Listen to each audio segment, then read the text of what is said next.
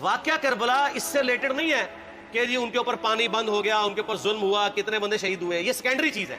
اصل چیز ہے کربلا ہوئی کیوں، کیوں نبی علیہ السلام کی محنت کو 50 سال کے اندر اس لیول تک پہنچا دیا گیا کہ ہزاروں صحابہ زندہ ہیں اور نبی صلی اللہ علیہ وآلہ وسلم کی پوری اولاد ذبح کر دی جاتی ہے.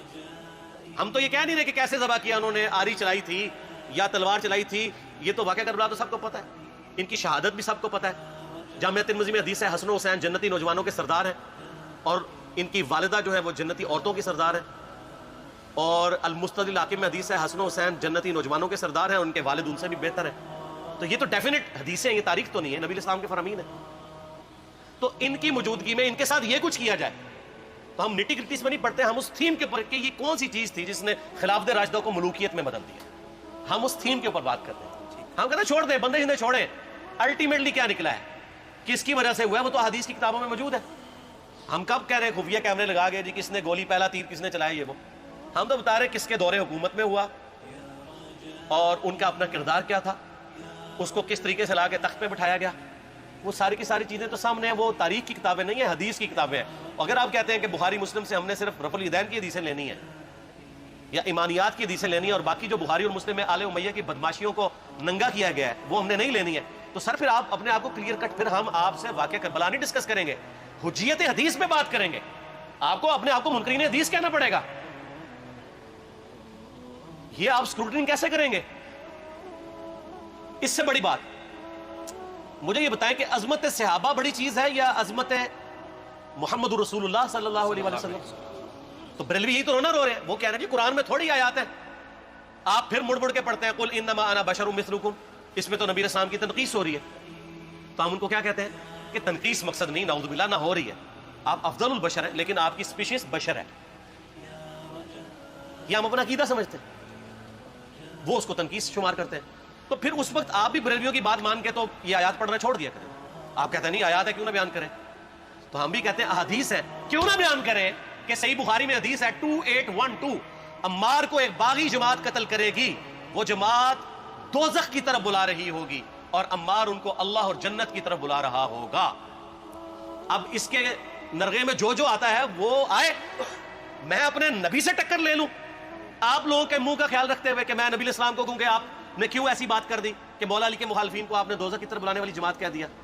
تو لیں آپ ٹکر، جائیں سیدھا دوزخ میں اور تھوڑی جرت کریں آپ یہ کہا کریں کہ اے اللہ، اپنے لیے کہا کریں کہ اللہ تعالیٰ آپ کا حشر یزید اور یزید کے آباء و اجداد کے ساتھ کرے اور اس کی اولاد کے ساتھ. ہم کہتے ہیں کہ اللہ تعالیٰ ہمارا حشر جو ہے وہ مولا حسن حسین، مولا علی علیہ السلام اجمعین اور اہل بیت کے ساتھ کرے، آمین. اور آپ میں تو اتنی جرت نہیں آپ یہ بات بھی کر سکیں کیونکہ ان کو پتہ ہے. تو نبی علیہ السلام کی احادیث کو بیان کرنے کو یہ سمجھتے ہیں کہ جی اس سے مصیبت کھڑی ہو جائے گی تو اپنے آپ کو منکرین حدیث ڈکلیئر کریں. پھر حجیت حدیث کا مقدمہ ڈسکس ہوگا، پھر کربلا نہیں ڈسکس ہوگی. اور یہ ٹی وی پہ بھی آ کے مولوی بیٹھے ہوتے ہیں، سنیوں کے بھی شیعوں کے بھی، مڑ مڑ کے جی وہ یزید نے یہ کر دیا. وہ یزید نے کیا کیا ہے یار؟ وہ تو اس سسٹم کا نمائندہ بن کے آیا جو پیچھے سے خراب تھا. یزید کو لے کے بیٹھے ہیں، یزید یزید یزید یزید، بھائی پیچھے سے معاملہ خراب ہوا. اگر نہیں یقین آتا تو یہ بخاری مسلم کی میں نے آلموسٹ 200 سے زیادہ حدیث مین اسٹریم کی کتابوں سے اکثر بخاری مسلم جمع کیے پڑھے. اور سر میں نے تو ان کو چیلنج دیا یہ حدیثیں پڑھ کے نا اپنے ممبروں سے صرف ان حدیثوں کی تشریح اپنی پبلک کے سامنے کر دیں. نہیں کر سکتے تو پھر لعنت کے مستحق تو ہو رہے ہیں ہاتھ چھپا کے، اور قیامت دن کے منہ پہ لگام ڈالیے. اور پھر مڑ مڑ کے کہتے ہیں نہیں جی وہ کچھ چیزیں خاص ہوتی ہیں وہ عوام الناس کے سامنے نہیں کرنی چاہیے. وہ صحابہ کرام بھی بعض کا ایسی باتیں پبلکلی نہیں کرتے تھے. میں نے اس کے اوپر بڑا ایک میرا کلپ ہے یوٹیوب پہ، مولا علی سے متعلق 5 جھوٹ، تو میں نے کافی ساری چیزیں اس میں ڈسکس کی ہیں. لیکن میں یہ کہتا ہوں کہ اللہ کے بندو، جو چیزیں نبی علیہ السلام نے منع کی ہیں بیان کرنے سے وہ تو ہم ڈسکس کر بھی نہیں رہے. میں نے آج تک آپ کو منافقین کے نام بتائے؟ آپ نے حذیفہ ابن یمان کو بتایا تھے نا آپ صلی اللہ علیہ وسلم نے، صحیح بخاری میں آتا ہے. تو میں نے آپ کو بتایا آپ رازدار رسول تھے، ختم ہوگی بات. میں نے کبھی ڈسکس کی ہے؟ اگرچہ میں نے صحیح مسلم کی حدیث 7035 نمبر ڈسکس کی ہے کہ نبی علیہ السلام نے فرمایا میرے صحابہ میں 12 منافق ہیں، وہ کبھی بھی جنت میں داخل نہیں ہوں گے یہاں تک کہ سوئی کی ناکے سے اونٹ نہ گزر جائے. اور ان میں سے 8 ایسا ہے جس کی کمر پہ دوبیلا پھوڑا نکلے گا. میں نے آج تک آپ کو بتایا کہ کس کس کی کمر پہ دوبیلا پھوڑا نکلا اور اس کی موت اسی پھوڑے میں ہوئی ہے؟ بتایا؟ تو میں تو وہ چیزیں ڈسکس بھی نہیں کر رہا، میں وہ چیزیں ڈسکس کر رہا ہوں جو نبی علیہ السلام نے علامات النبوہ میں بتائی ہیں.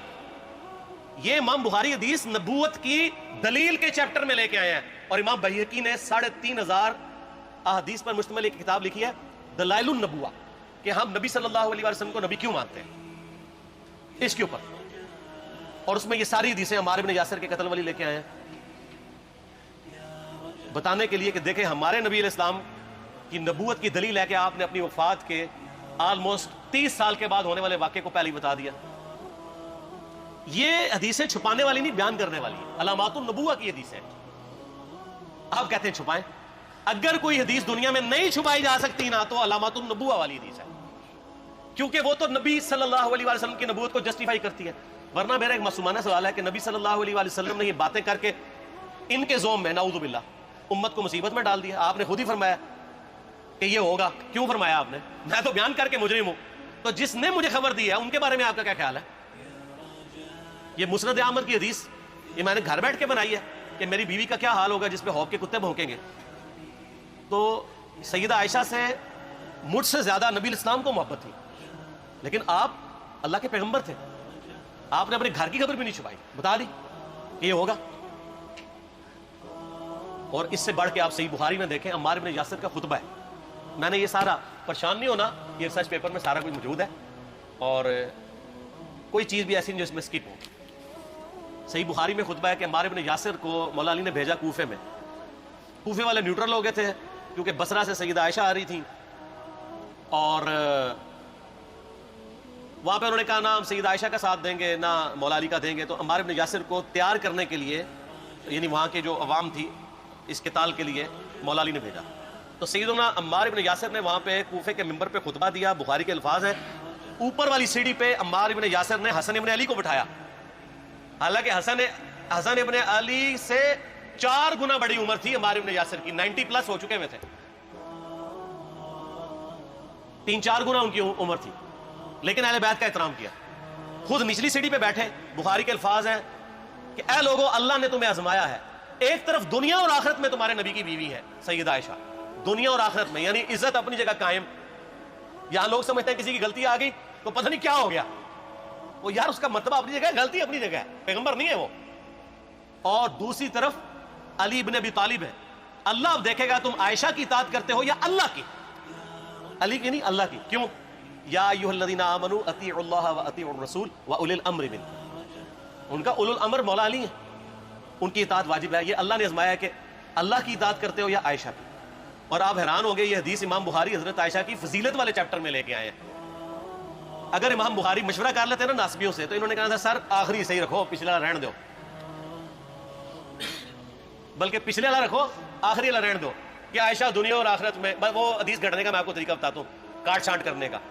وہ آدھی حدیثیں لکھتے ہیں نا، آدھی حدیث ایسے لکھتے ہیں امام بخاری کہ سیدہ عمار بن یاسر نے خطبے کے دوران فرمایا کہ سیدہ عائشہ دنیا اور آخرت میں تمہارے نبی کی بیوی ہے، بس۔ لیکن امام بخاری نے پوری حدیث لی ہے، آگے وہ بھی ڈالا ہے کہ اللہ آزما رہا ہے کہ عائشہ کی اطاعت کرتے ہو یا اللہ کی، جیسے آپ کے علماء کر رہے ہیں۔ صحیح مسلم کی حدیث 6488 آدھی بیان کرتے ہیں سارے مولوی، بریلوی، دیوبندی، اہل حدیث، سب۔ میرے صحابہ کو برا مت کہو، اگر تم میں سے کسی نے احد پہاڑ کے برابر بھی سونا خیرات کر دیا اور میرے صحابہ نے 1 مد یعنی 600 گرام خیرات کی، آدھا کلو، اس کے آدھے کو بھی رپورٹ بس۔ حالانکہ یہ مسلم کی حدیث سٹارٹ اس سے ہوتی ہے کہ عبد الرحمن بن عوف کو خالد بن ولید نے گالیاں دی جھگڑے کے دوران، حالانکہ دونوں مسلمان تھے، دونوں صحابی تھے۔ آپ نے حضرت خالد بن ولید کو بلا کے ڈانٹا، فرمایا تم میرے صحابہ کو برا مت کہو۔ تو خالد بن ولید نے تو آگے سے نہیں کہا حضور میں بھی صحابی ہوں۔ ان کو پتا تھا کہ عبد الرحمن بن عوف نے اس وقت اسلام قبول کیا جب اسلام کا مطلب تھا مار، تکالیف اٹھانا، اور خالد بن ولید نے گولڈن پیریڈ میں صلح حدیبیہ کے بعد اسلام قبول کیا۔ میں اب تم لوگ یہ کر رہے ہو، تم لوگ اگر احد پہاڑ کے برابر بھی سونا خیرات کر دو، یعنی صلح حدیبیہ کے بعد والے لوگ میرے ان کے برابر نہیں ہو سکتے۔ اور جو فتح مکہ پہ معافی مانگ کے مسلمان ہوئے طلقاء، مؤلفۃ القلوب، آل امیہ، ان کا تو لیول ہی کچھ نہیں ہے۔ یہاں تو خالد بن ولید کے بارے میں یہ بات کی جا رہی ہے، اور پھر وہ مؤلفۃ القلوب اپنے زمانے میں ممبروں پہ سب و شتم کروائیں سیدنا علی پر۔ تو سب سے پہلے تو ان کو کہنا چاہیے جن کے بارے میں حدیث تھی کہ تم صحابہ کو گالی مت دینا، ہم نے تو خیر کبھی دی بھی نہیں ہے۔ اور میں یہ آخری جملہ ان کو ایسا بولتا ہوں کہ جو ان کے دماغ تک ڈل کر جائے گا، کہ آل امیہ نے جو کچھ اپنے دور کے اندر سیدنا علی کی گستاخیاں کی ہیں نا، ہم نے تو ویسی کوئی ایک گستاخی بھی آل امیہ کے بارے میں نہیں کی ہے. میں نے آج تک آل امیہ کے اوپر بائی نیم کسی کے اوپر لعنت کی ہے؟ حالانکہ یہ مولا علی پہ کرتے رہے. یہ ہے لعنتی خود ہو گئے نا. جب مولا علی پہ لعنت کی تو لوٹ آئی. مسند ابی یعلا میں صحیح سند کے ساتھ حدیث موجود ہے, مسند احمد میں بھی موجود ہے کہ سیدنا علی کو جس نے گالی دی اس نے رسول اللہ کو گالی دی صلی اللہ علیہ وسلم. جب ام سلمہ نے کہا تھا, شیخ زبیر صاحب نے اس کو تحکیم میں صحیح لکھا ہوا ہے فوٹ نوٹ کے اوپر, کہ لوگوں تمہارے ممبروں پر رسول اللہ کو گالیاں دی جاتی ہیں, تو ان کا معاذ اللہ ہم کب کہیں گے, ایسا نہیں ہو سکتا. تو ام سلمہ نے کہا تم لوگ علی اور اس سے محبت کرنے والوں پہ گالی گلوچ نہیں کرتے ہو کیا؟ جبکہ میں نبی کی بیوی کہتی ہوں کہ سب سے زیادہ رسول اللہ سے محبت, سیدنا علی سے محبت نبی صلی اللہ علیہ وآلہ وسلم کرتے تھے. لہٰذا جب یہ تم کہتے ہو نا علی پر لعنت, علی سے محبت کرنے والوں پہ لعنت, تو یہ لعنت تو تم نبی علیہ السلام تک لے کے جا رہے ہو نعوذ باللہ, کیونکہ علی سے محبت کرنے والا پہلے نمبر پہ نبی صلی اللہ علیہ وآلہ وسلم ہے. اور پھر کہتے ہیں سب کا مطلب تنقید ہے. اور نہ, پرانیاں گلاں, پرانے بابے, پرانے بزرگ, جھوٹے ہو. صحیح مسلم کھولو 6229 غدیر خم سے اگلی حدیث, لعن اللہ ابا التراب کے الفاظ ہے, مٹی والے ابن ابی طالب پر لعنت, یہ الفاظ موجود ہے. سب کا ترجمہ لعنت ہی ہے, تنقید نہیں ہے. اچھا پھر میرا معصومانہ سوال ہے کہ اس کا مطلب ہے صحابہ پہ تنقید کرنا اچھا کام ہے؟ کہیں گے نہیں. تو بتاؤ یہ برا کام کون کرتا تھا؟ شیعہ کا ابا کون ہے؟ رافضیوں کا ابا کون ہے؟ آل امیہ. تو لہذا شیعہ نو میں کہنا کہ تسی شیخین کے اوپر بکواس اور تبرہ کرنے کی بجائے نا اب لوگوں کو حقائق بتائیں کہ ٹوٹی کمند کہاں. یہ سب مجرمین آل امیہ ہے, اور یہ آل امیہ اور بنو ہاشم کی لڑائیاں نبی علیہ السلام کی بعثت سے پہلے چل رہی تھی, صدیوں سے چل رہی تھی. وہ تو پھر اللہ نے بنو ہاشم کو نبوت کے لیے چنا, تو ان کو یہ پھر جیلسی ہضم نہیں ہوئی, وہ چیز آگے چلتی تھی. خیر چھوڑ دیں, ایک تلخ ٹاپک ہے. صلاۃ بر محمد و آل محمد, اللہم صلی علی محمد و علی آل محمد. ٹھیک ہو.